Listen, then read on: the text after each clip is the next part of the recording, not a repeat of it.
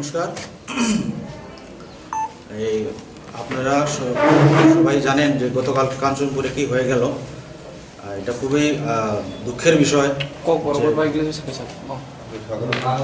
খুবই দুঃখের বিষয় যে আজ পর্যন্ত আমরা যে জিনিসটা এখন আমরা ত্রিপুরাবাসী কোনোদিন দেখিনি, যে আরক্ষা দপ্তরের পুলিশের দপ্তরের মানুষকে অ্যাটাক করা।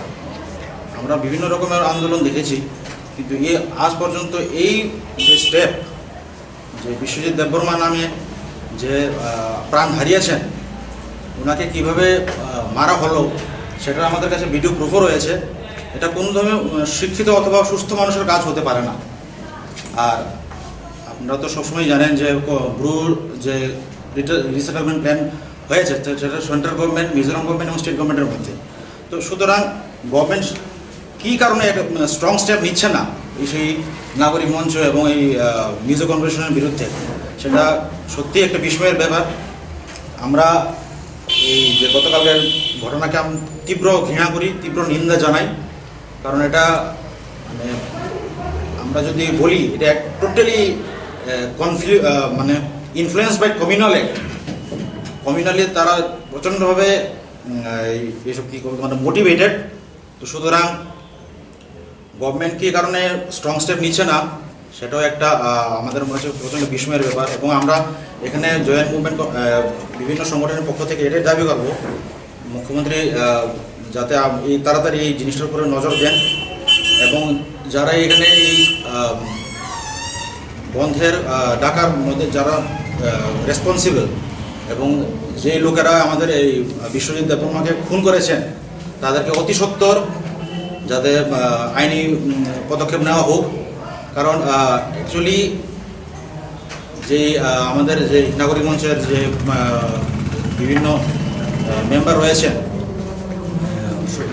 সুকান্ত বিকাশ বড়ুয়া সামথিং, তারপর অনুপ নাথ, রঞ্জিত নাথ, অ্যাকচুয়ালি তারা আমার মতে ওরা just a criminal, they are not a human being. তারা শুধু এখানে এই ইস্যুটাকে তারা বিরাট বড়ভাবে আকার ধারণ করেছে যে, এবং শুধু এই কমিউনাল ইনফ্লুয়েন্স হয়ে যেভাবে এই কাজটা তারা চালিয়ে যাচ্ছেন সেটা রাজ্যবাসীর পক্ষে খুবই কাম্য নয়। এবং এটা ভবিষ্যতে এখন যদি ঠিকমতো ট্যাকেল না করা হয়, ভবিষ্যতে এটা আরও খারাপ অবস্থা ধারণ করবে।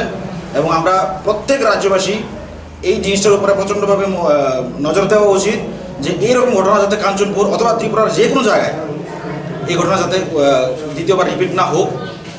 আমরা এটাই আশা করব যে কাঞ্চনপুরের যে যারা নাগরিক রয়েছেন অথবা যারা এইসব ব্যাপারকে ধিক্কার জানান, নিন্দা জানান, তাদের সবাইকে একসাথে মিলে এই নাগরিক মঞ্চ, মিজো কনভেনশন আর এই জয়েন্ট মুভমেন্ট কমিটির এগেনস্টে যাতে দাঁড়ায় এবং তাদের বিরুদ্ধে যাতে আওয়াজ উঠায়, সেটাই আমি আশা রাখব। এবং আমাদের যে বিশ্বজিৎ দেববর্মা যিনি মারা গেলেন, ওনার জন্য তো ওনার পরিবারের জন্য তো আমাদের খুবই মানে কন্ডোলেন্স আমরা অফার করি। কারণ সরকারের দায়িত্ব পালন করতে গিয়ে এরকমভাবে প্রাণ হারানো এটা খুবই দুঃখের বিষয়। এবং আমরা এই জিনিসটাকে হাই লেভেল একটা যাতে ইনভেস্টিগেশন করা হয় সেটার জন্য আমরা করব, প্রস্তাব গভর্নমেন্টকে দিতে চাই।